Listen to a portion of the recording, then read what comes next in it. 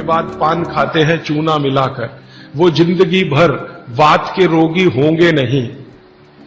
माने चूना, वो बोलते हैं, सबसे बेहतरीन वातनाशक औषधि है। मेथी का दाना तो है ही, चूना उससे थोड़ा 1 डिग्री ऊपर है।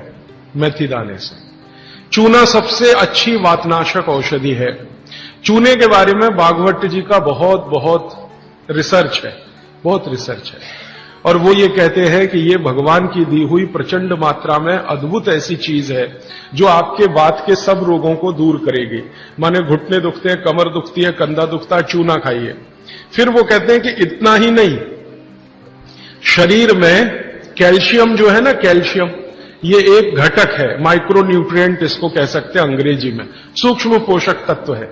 ये कैल्शियम के बारे में जो गंभीर बात है आज के विज्ञान के हिसाब से जो मैं कहना चाहता हूं, भागवत जी ने तो 3500 साल पहले कह दिया, आज का विज्ञान उसको प्रूव कर रहा है, कंफर्म कर रहा है। वो ये कि कैल्शियम की कमी अगर शरीर को है तो आपको 20 नहीं 50 बीमारियां आएंगी। कैल्शियम की कमी अगर है शरीर को तो 50 बीमारियां आएंगी। क्या क्या आ सकता है? हर तरह का दर्द आपको होगा, हर तरह का, मांसपेशियों का दर्द, हड्डियों का दर्द, सब तरह का। हड्डियों की जितनी विकृतियां हैं वो सब कैल्शियम की कमी से आएंगे। हड्डियों के जितने रोग हैं वो सब कैल्शियम की कमी से आएंगे। फिर वो कहते हैं कि रक्त के बहुत सारे रोग कैल्शियम की कमी से आते हैं, रक्त के रोग, खून की बीमारी। फिर वो कहते हैं कि बहुत सारे कफ के रोग कैल्शियम की कमी से आते हैं। तो कैल्शियम कम नहीं होने देना चाहिए।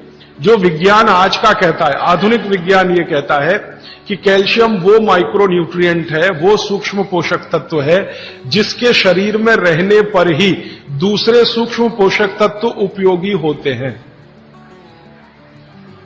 ये 12-15 साल का रिसर्च है, एक वाक्य में मैंने खत्म कर दिया।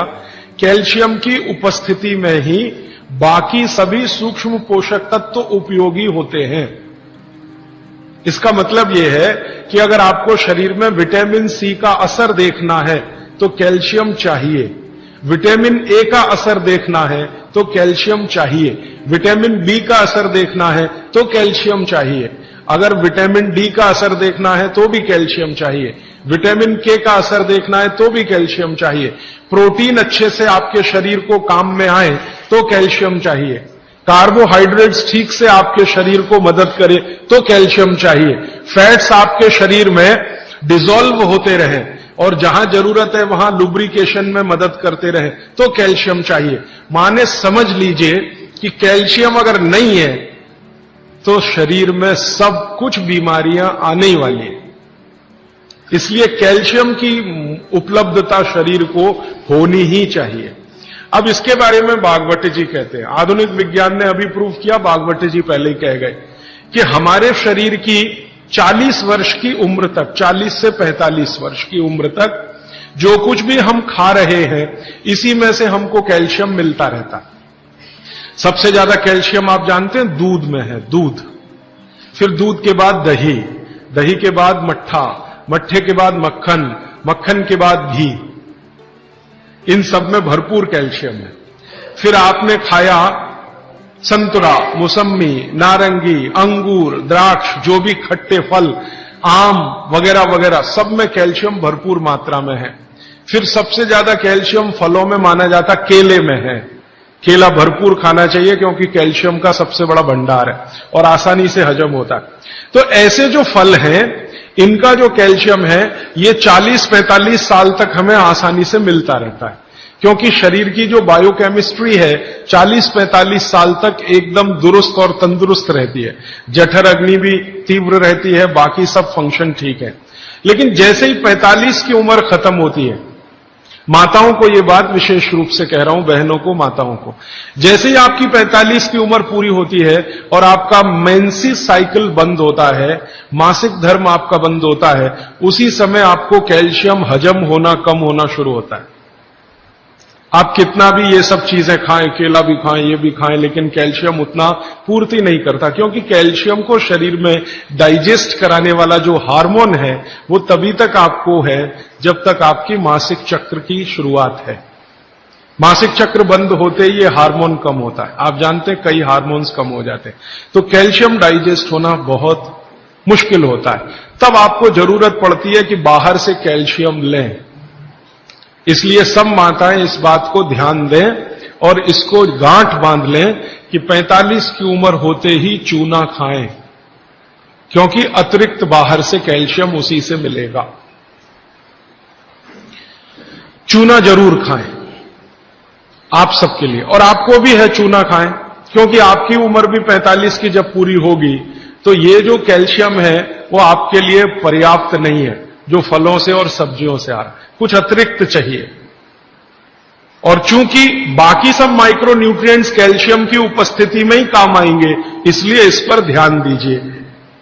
तो शायद इसलिए इस देश में एक परंपरा विकसित हुई है पान खाने की। ये पान खाने की परंपरा बहुत वैज्ञानिक है, बहुत ही वैज्ञानिक। जिसने भी शुरू की वो बागवट का पक्का चेला रहा होगा, बहुत समझकर उसने ये शुरू की। और ये अद्भुत है। अद्भुत मैं इसलिए कह रहा हूं कि भारत की सब जातियों में उत्तर से दक्षिण, पूरब से पश्चिम ये परंपरा है। कहीं भी चले जाओ, आप सिक्किम में चले जाओ, अरुणाचल में चले जाओ, वो भी पान खाते हैं। और आप धुर दक्षिण में आ जाओ तो यहां भी है, उत्तर में चले जाओ, कहीं भी चले जाओ, तो ये पान खाना भारतीय सभ्यता का एक बहुत महत्वपूर्ण अंग है जो स्वास्थ्य से जुड़ा हुआ है। बस ध्यान इतना ही रखिए कि पान जो है चूने का ही खाना है। पान जो है चूने का ही खाना है। पान कभी भी कत्थे वाला ना खाएं, क्योंकि कत्था आपके लिए उतना उपयोगी नहीं है। कत्था स्वाद के लिए आप उपयोग करते हैं, चूना औषधि के लिए उपयोग करते हैं। ये बात मैं एक बार पहले भी कह चुका हूं, आज फिर से इसलिए कह रहा हूं कि कुछ नए चेहरे मैं देख रहा हूं। तो आपके रसोई में मेथी दाना हो गया, चूना हो गया, पान हो गया, फिर पान के बाद आपको जीरा, हींग वगैरह वगैरह, अजवाइन, ये सब हो गई। ऐसी कुल 108 औषधियां हैं। गरीब से गरीब आदमी की रसोई में ये औषधियां हैं, इनका भरपूर उपयोग करिए। एक औषधि के बारे में बागवट जी कहते हैं और भी महत्व की है, दालचीनी। दालचीनी के बारे में बागवट जी कह रहे हैं कि वायु के जितने भी प्रकोप हैं, जैसे दमा, अस्थमा, ये वायु की बीमारियां, अस्थमा, दमा, वात की बीमारियां वायु की, तो इनको खत्म करने में या समाप्त करने में या इन बीमारियों को ठीक करने में बड़ी मदद करता है दालचीनी। और दालचीनी के बारे में बागवट जी कहते हैं कि ये दमा, अस्थमा, इनको तो खत्म करेगा ही, वात के सब रोगों को खत्म करेगा, कफ के रोगों को भी खत्म करता है। कफ के रोग आप समझते हैं, खांसी है, सर्दी है, जुकाम है, मोटापा है, वजन बढ़ना, ये सब कफ के रोग हैं। तो इनमें भी दमा जैसी बीमारियों जितना असर है दमा पे, उतना ही इस पर भी है, कफ की। तो दालचीनी का भी उपयोग आप कर सकते हैं आपकी बीमारी के हिसाब से। दालचीनी आप सब जानते हैं, आसानी से आपको पहचान में भी आती है। बस उसका उपयोग करते समय ध्यान रखें कि ये ज्यादा उपयोगी है पाउडर के रूप में। कई बार मैंने देखा है भोजन बनाते समय हम दालचीनी का पत्ता डाल देते हैं या उसकी वो जो छाल जैसी है वो डाल, वो उतना उपयोग नहीं आता जितना पाउडर करके वो उपयोग में आता है। और दालचीनी के बारे में बागवटी जी कहते हैं कि इसको अगर उपयोग कर रहे हैं तो आप गुड़ के साथ इसको खूब घिसिए, रगड़िए, ऐसे ऐसे ऐसे ऐसे खूब अच्छे से गुड़ मिले, फिर खाइए, फिर पीछे से थोड़ा गर्म पानी पीजिए, अद्भुत परिणाम। और अगर आप शहद ले सकते हैं तो शहद के साथ तो इसका मर्दन एक शब्द उन्होंने इस्तेमाल किया, मर्दन माने घिसना, रगड़ना। तो वो कहते हैं कि खूब रगड़ करके, मर्दन करके शहद में ऐसे ऐसे ऐसे ऐसे 5-7 मिनट, फिर चाटिए और थोड़ा हल्का गुनगुना पानी पीजिए, तो आपके शरीर के कम से कम तो 50 रोग ये अकेला दालचीनी खत्म कर देगा, कम से कम 50। कफ के रोग और वात के रोग। तो ऐसी